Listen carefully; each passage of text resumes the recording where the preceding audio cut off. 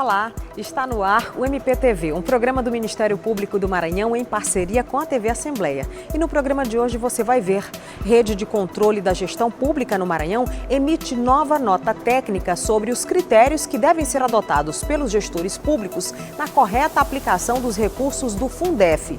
Encontro dos conselheiros do Fundeb do Maranhão discute o fortalecimento do controle social na educação maranhense.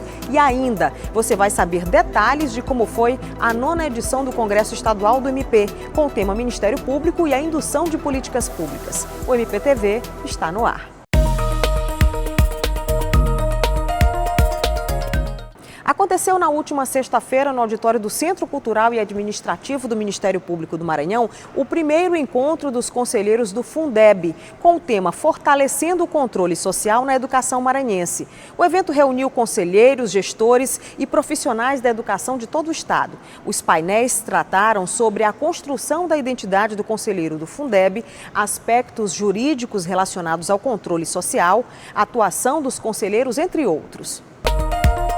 Nesta segunda-feira, em sessão solene do Colégio de Procuradores de Justiça, em São Luís, foram empossados os novos integrantes do Conselho Superior do Ministério Público. Os procuradores de Justiça foram empossados para o biênio 2019 e 2021. Os atos de posse foram entregues pelo Procurador-Geral de Justiça, Luiz Gonzaga Martins Coelho, que presidiu a sessão.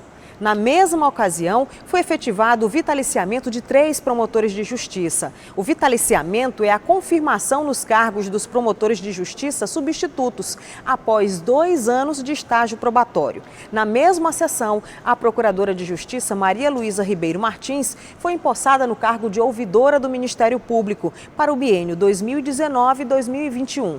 Candidata única, a eleita obteve todos os 32 votos dos integrantes do Colégio de Procuradores de Justiça. A Rede de Controle da Gestão Pública no Maranhão emitiu uma nova nota técnica acerca dos precatórios do Fundef. No programa MPTV de hoje, nós vamos conversar sobre esse assunto com a promotora de justiça Sandra Soares de Pontes, que é coordenadora do Centro de Apoio Operacional de Defesa da Educação, e com o promotor de justiça Cláudio Alencar, que é coordenador do Centro de Apoio Operacional de Defesa do Patrimônio Público e da Probidade Administrativa. Doutora Sandra, para que o nosso telespectador possa entender com mais clareza, possa se situar a respeito desse assunto. O que são os precatórios do Fundef? Inicialmente preciso nós entendermos que nós estamos tratando, quando conversamos sobre precatórios do Fundef, de financiamento da educação pública no Brasil, né? Então, nós remetemos aí o nosso telespectador a entender que o Fundef foi a primeira tentativa no Brasil de reunir dentro de um fundo contábil de natureza federal a participação dos entes federados para juntos financiarem a educação pública no Brasil. Inicialmente se começou isso somente com o ensino fundamental. Então, transcorrida a primeira fase, que foi do Fundef, se percebeu que havia vamos dizer assim, uma impropriedade no cálculo por parte da União. A percepção disso foi notada através de um procurador da República que entrou inicialmente com uma ação civil pública lá em São Paulo. Essa ação civil pública ela tramitou durante 15 anos e em 2015 nós tivemos o trânsito em julgado dessa primeira ação.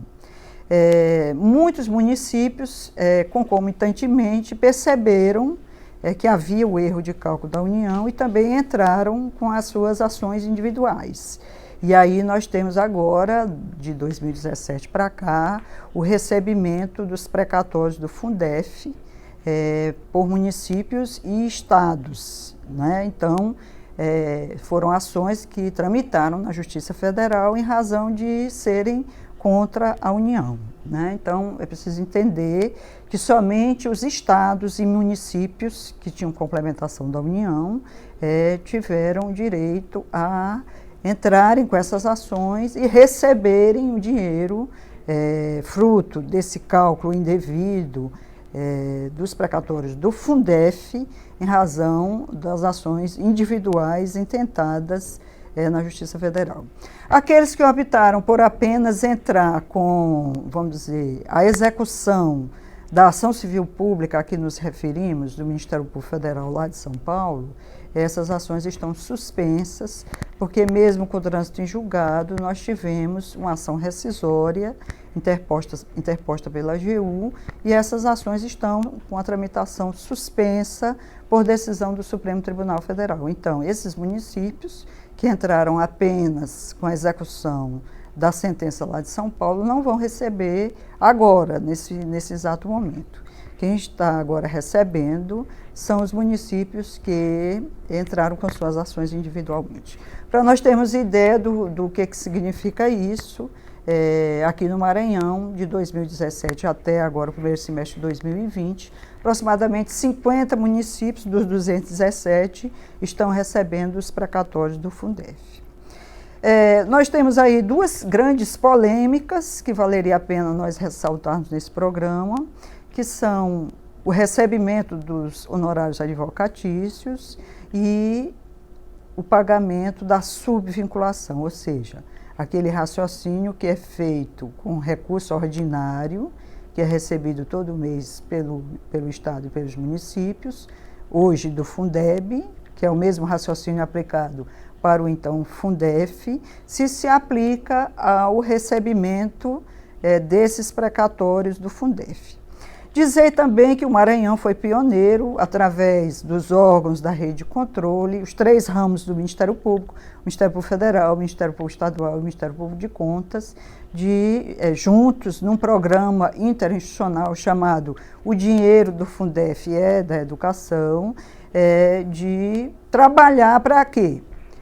Para que os recursos sejam aplicados exclusivamente na educação e que se constitua numa janela de oportunidades para melhorar os indicadores da educação maranhense. É do conhecimento de todos nós que nós não temos os melhores indicadores de educação do Brasil, muito pelo contrário. Se nós considerarmos, por exemplo, as taxas de analfabetismo, de distorção idade série, de proficiência de leitura e escrita, coisa que nós estamos conversando em todos os encontros que estamos fazendo, em todos os projetos que estamos desenvolvendo, nós sabemos que o Maranhão ostenta os piores lugares no ranking da federação. Analfabetismo, nós somos o último, tanto nos maiores de idade como nos jovens de 15 a 25 anos. Nós somos os piores do Brasil. Então, nós entendemos que esse dinheiro é uma excelente oportunidade de melhorarmos os indicadores da educação e não queremos perder essa oportunidade. De acabarmos com pau de arara, de acabarmos com escolas em barracões, de acabarmos com essa situação toda de contratação ilegal de professores, de termos a valorização dos profissionais da educação, sobretudo pela prioridade do concurso público, de termos o cumprimento do plano de cargos e salários em todos os municípios. Então, aquilo que a lei coloca para nós como sendo parâmetros mínimos de termos uma educação de qualidade no nosso estado. Então, com relação a essas duas grandes polêmicas, o pagamento, por exemplo, de honorários advocatícios, nós já temos decisões históricas, por exemplo, do STJ, que reviu toda a sua jurisprudência para dizer que esse pagamento ele não pode ser feito com esse dinheiro dos precatórios do Fundef. Se a licitação feita, se a contratação foi toda legal, obedecendo os limites impostos pela lei de licitações para a contratação, é possível pagar os honorários advocatícios, mas não com esse dinheiro da educação. O dinheiro da educação ele é vinculado às ações de educação e honorários de advocatícios não se constituem em ação de educação. Estamos também desenvolvendo, paralelo a isso, enquanto Ministério Público Estadual, programas para fortificar a questão da existência das procuradorias municipais, porque nós entendemos que com a existência de procuradorias municipais não existe a necessidade de contratação de bancas de advogados para fazer esse trabalho pelos municípios. Então, entendemos que isso é importante e também a fortificação dos próprios controles internos dos municípios. Isso é bem necessário para entender a questão da nota técnica da rede de controle e do controle feito pelo próprio município com relação ao acompanhamento do recurso. Qual o teor dessa nota técnica que foi emitida pela rede de controle? A nota técnica, ela procura resumir os 4 acórdãos do TCU com relação à matéria e procura fazer com que os municípios entendam toda essa questão do que é aplicar exclusivamente os recursos na educação e procura também mostrar que não é cabível a subvinculação por vários motivos. Primeiro, porque o recurso é um recurso extraordinário, de natureza extremamente extraordinária, ele não vai entrar todo mês na conta do município, ele vai entrar apenas uma vez ou no máximo 2, caso o município não tenha cobrado todo o período. E, portanto, ele pela sua natureza extraordinária, ele não é cabível a questão da subvinculação. E também, como não é cabível essa subvinculação, é importante pensar de que não se pode fazer legislações municipais. Por quê? Porque a competência para legislar sobre financiamento da educação não é municipal, ela é da União. E também a iniciativa, ainda que vencêssemos esse vício de iniciativa com relação à competência, ele não pode ser de vereadores, porque é para cumprimento de obrigação por parte do chefe do executivo. Então, isso está bem claro na nota técnica e que, por conta disso, é preciso que tanto as comissões de Constituição e Justiça das câmaras municipais façam esse controle prévio, tenham que enfrentar esse assunto no seu parecer. Nós sabemos que toda lei ela precisa ter um processo legislativo. Dentro do processo legislativo, o controle interno passa pelo parecer da Comissão de Constituição e Justiça de cada Câmara. E após aprovada a lei, é preciso que seja encaminhada para controle, tanto no âmbito estadual, como possivelmente também no âmbito federal. Estamos esclarecendo isso na nota técnica da rede de controle. Então, essa nota técnica foi encaminhada a todos os promotores de justiça, com atribuições na defesa da educação, e estão sendo encaminhadas, ou já foram encaminhadas, aos prefeitos, aos chefes, aos presidentes de Câmara e aos secretários municipais de educação, para fins de divulgação no âmbito do município.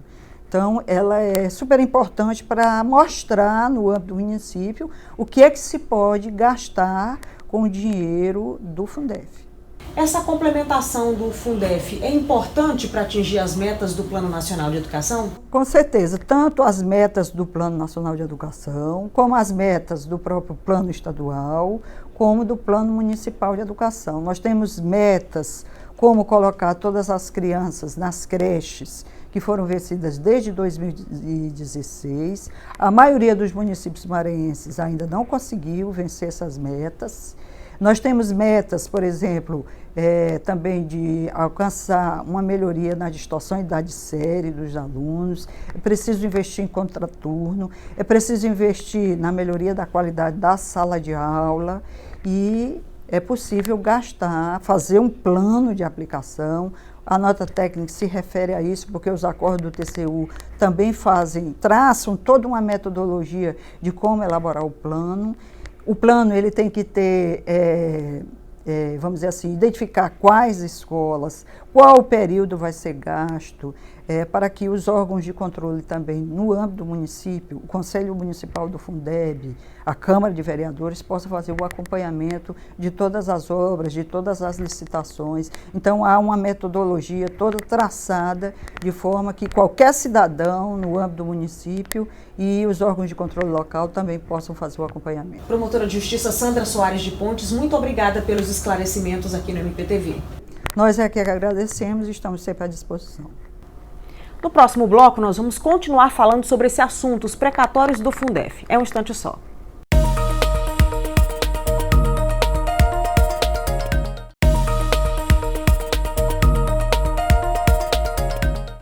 Cláudio Rebelo, qual foi a necessidade de emitir essa nova nota técnica? Essa questão da não obediência a essas orientações que já foram feitas sobre a aplicação desses recursos pode ser considerada improbidade? Pois não. Em primeiro lugar, dizer da minha satisfação de estar aqui mais uma vez com os nossos espectadores, ajudando a entender um tema tão complexo, e da minha honra em estar dividindo esta bancada com a doutora Sandra Pontes, colega promotora de justiça do Estado do Maranhão, de alto gabarito, sobretudo na área de educação. Bem, a doutora Sandra já abordou o tema do ponto de vista educacional e de uma forma brilhante, e apontou dois problemas que talvez sejam os mais recorrentes, né? Um deles nós consideramos que já estamos até superando de forma melhor, que é a questão do pagamento com esses recursos desses precatórios do Fundef de honorários advocatícios. Então não vou me aprofundar nesse tema. Mas no outro tema, o tema da subvinculação, né? Ou seja, se podemos com esses recursos pagar ou não professores, profissionais da educação, tal como ocorre com o Fundeb atualmente, né? As notas técnicas, a nota técnica da Rede de Controle, as decisões do TCU, a decisão do Supremo a nível cautelar, todas elas vêm demonstrando a impossibilidade disso, tá? Tanto pela questão da competência, os municípios não têm competência federativa para isso, quanto ainda tem um outro aspecto que é por exemplo, vão pagar quem? São os profissionais que trabalharam na época, como a doutora Sandra disse, essa ação remete ao início da década de 2010. Então, eram os profissionais que estavam naquela época que deverão receber, ou são os profissionais que estão hoje? Então, há uma dificuldade imensa, inclusive de ordem prática, para o pagamento disso. Mas, mesmo assim, mesmo com todas essas decisões, todas essas orientações, algo extremamente divulgado por todo o setor, toda a rede de controle, alguns municípios insistem em emitir normas locais, normas municipais, leis municipais, fazendo essa subvinculação, ou seja, determinando que parte desses valores seja pago aos profissionais da educação. E ainda, em muitos desses casos, quase todos, com o vício de iniciativa, como a doutora Sandra muito bem disse, a Câmara legislando diretamente quando deveria ser uma iniciativa do Poder Legislativo. Há, dentro do processo legislativo, toda uma ordem. Aí fica a pergunta, que é exatamente o que você perguntou, Dalciana. Isso pode ser considerado improbidade? Pode sim. Diante desse quadro todo muito bem descrito, muito bem desenhado, divulgado, implantado, e mesmo assim os municípios, as câmaras de vereadores insistindo em legislar, com clara afronta ao princípio da moralidade, além do princípio da legalidade, que são princípios norteadores da administração pública, que a lei de improbidade defende de forma clara no seu artigo 11, ou seja, nós ofendermos esses princípios da administração pública, constitui ato de improbidade, então há possibilidade, sim, os legisladores, a independência de instâncias, a Câmara de Vereadores pode, no ato de legislar, fazer o que quiser, e se faz através dos controles previstos, a necessária retirada do mundo jurídico dessas normas, mas há que se agir com responsabilidade. Podem fazer, mas arcam com as consequências dos seus atos. E diante de toda essa normativa, de todo essa disposição de diversos órgãos já demonstrando claramente da impossibilidade de fazer e ainda assim fazendo, claramente apenas com o intuito de obter dividendos políticos, isso é muito claro, ou seja, ofendendo claramente o princípio da moralidade, então isso pode ser considerado improbidade administrativa, sim. Era justamente isso que eu ia lhe perguntar. Existe essa questão da independência. Mesmo assim, uma lei municipal não pode sobrepor uma decisão que já foi nacional? Primeiro que nós podemos fazer tudo, mas somos responsáveis por tudo. Então, cada instituição, cada pessoa no regime democrático que nós vivemos é responsável pelos seus atos, né? Então nós temos que ter responsabilidade com a coisa pública, sobretudo com a coisa pública, já que nós não estamos ali, os legisladores, os homens públicos, eles não estão agindo em nome próprio, mas em nome de toda uma coletividade. Então há necessidade dessa responsabilidade. Nós demonstramos claramente por diversos, não é só uma impropriedade, uma irregularidade, uma inconstitucionalidade, são várias, para ser feita essa subvinculação. Então, ainda assim, mesmo com toda essa orientação, ainda estão agindo dessa forma, então poderão, em tese, ser responsabilizados pelos seus atos. De que forma o Ministério Público está orientando seus membros a respeito deste assunto? Bem, nós estamos deflagrando a partir daqui uma orientação aos promotores para que hajam tanto preventivamente quanto aos casos que ainda não houve aprovação de leis municipais nesse sentido, mas que estejam em processo de criação, que orientem, que emitam recomendações, que façam reuniões, que conversem com os legisladores, com o executivo, com a sociedade, no intuito de demonstrar a impropriedade dessas normas. Então, uma atuação preventiva para aqueles que ainda não emitiram, e outra atuação repressiva no sentido de analisar a responsabilidade de cada um dos municípios que já emitiram essas normas. É importante reforçar que o Ministério Público não é contra a aplicação desses recursos, não é contra a vinda desses recursos, mas o senhor, por exemplo, como coordenador do Centro Centro de Apoio Operacional de Defesa da Probidade, é importante o Ministério Público reforçar que não é contra a aplicação desses recursos, mas que tudo precisa ser feito dentro da lei, né? Perfeito. Muito ao contrário, né? Como disse a doutora Sandra muito bem em sua fala no início deste programa,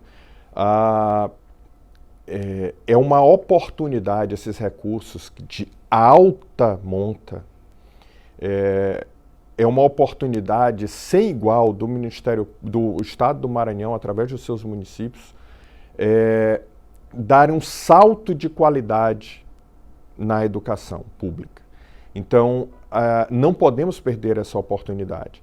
Então, porque assim, as dificuldades de criação do pagamento desse valor, de fazer essa subvinculação para os professores, são vários. Eu até me esqueci de um também, que, salvo engano, a doutora Sandra também não abordou, que é a da poder ser considerado, há um princípio que o servidor público não pode ter irredutibilidade de vencimentos. Então, ou seja, não pode ganhar menos. Se esses valores forem pagos aos professores, esses valores vão integrar o salário dos professores, e quando acabar o precatório, já que é só um valor temporário, ele vai ser incorporado. E como é que os municípios vão fazer para manter esse nível? Ou seja, as dificuldades são imensas e a oportunidade é de se estruturar a educação e permitir dar um salto de qualidade, nós sairmos desses índices que são vergonhosos para o nosso Estado. Promotor de Justiça Cláudio Rebelo Correia Alencar, coordenador do CAOP da Probidade, muito obrigada pelos esclarecimentos aqui no MPTV. Eu que agradeço e estamos sempre à disposição. O programa MPTV chegou ao final e você pode ficar à vontade para sugerir temas para as nossas entrevistas. Entre em contato com a gente pelo e-mail ascom@mpma.mp.br ou no nosso WhatsApp 991 14 6529. Fique ligado no MPTV, todas as segundas-feiras às 7h30 da noite, com reapresentação aos domingos 1h da tarde. Até o próximo programa.